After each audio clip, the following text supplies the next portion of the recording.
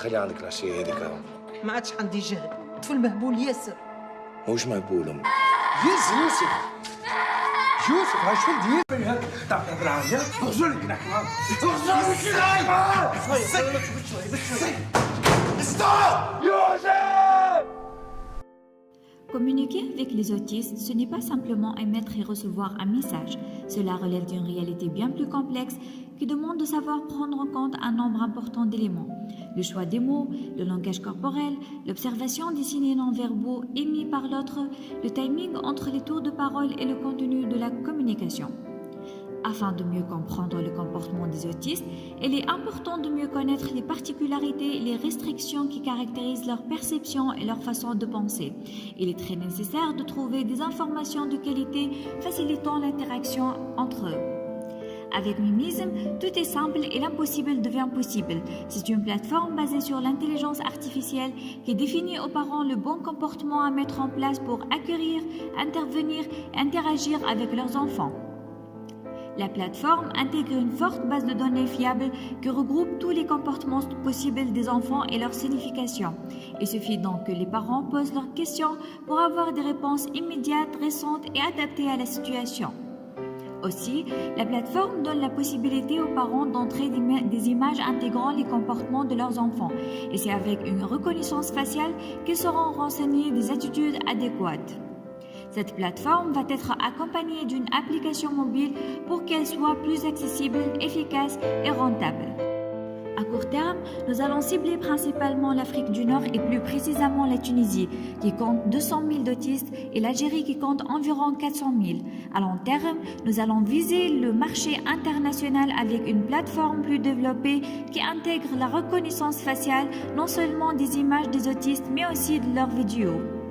Comme un enrichissement, notre plateforme va inclure un espace qui réunit les familles, les chercheurs et les associations. En effet, les psychiatres, les neuropédiatres, les orthophonistes et les chercheurs peuvent publier des articles sur ce sujet.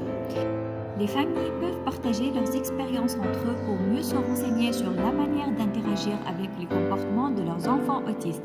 De plus, cet espace sera ouvert pour les associations, les jardins d'enfants, les centres dédiés aux autistes, non seulement pour publier des événements, mais aussi d'exploiter les conseils publiés par les médecins. Pour pouvoir bénéficier de l'application, l'utilisateur doit payer par un abonnement mensuel ou trimestriel après avoir la téléchargée gratuitement. De plus, nous bénéficierons des frais de publicité à travers la plateforme. Concernant le financement, d'une part, nous aurons opté pour un autofinancement puisque notre équipe présente les différents profils pour le développement du projet. D'autre part, nous allons s'intégrer dans un incubateur pour réduire les charges restantes. Notre chiffre d'affaires sera boosté de plus en plus, puisque d'une part, nous n'avons pas une concurrence directe sur le marché national. À l'échelle internationale, il existe une seule plateforme au Canada qui est basée sur l'intelligence artificielle. De ce fait, notre plateforme sera avantageuse par l'intégration de la reconnaissance faciale. Aussi, le taux de prévalence de l'autisme en croissance, ce qui favorise l'utilité de notre plateforme.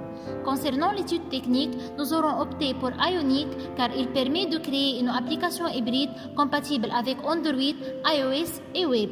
Aussi, nous allons utiliser l'intelligence artificielle pour maintenir et développer notre base de données. Nous aurons besoin aussi du machine learning et des algorithmes d'apprentissage automatique permettant de parcourir de quantités énormes de données. Nous parlerons ainsi du réseau de neurones ou LSTM. De plus, nous aurons besoin des algorithmes de deep learning permettant de faire la reconnaissance faciale. Comme tout projet, les risques se présentent, mais l'essentiel est de savoir comment les détecter, les gérer et surtout les surmonter. Nous avons prévu principalement deux risques. Le risque client qui réside dans la difficulté de se familiariser avec une telle technologie par certains parents. Mais nous allons organiser des journées avec ces parents en collaboration avec les associations pour faire une démonstration facilitant la manipulation de l'application. Le risque marché qui se manifeste par une surestimation des prix, mais en réalité, les parents d'autistes paient beaucoup pour couvrir les traitements nécessaires à leur enfant. De ce fait, les simples frais d'abonnement pour une information de qualité ne vont pas les déranger.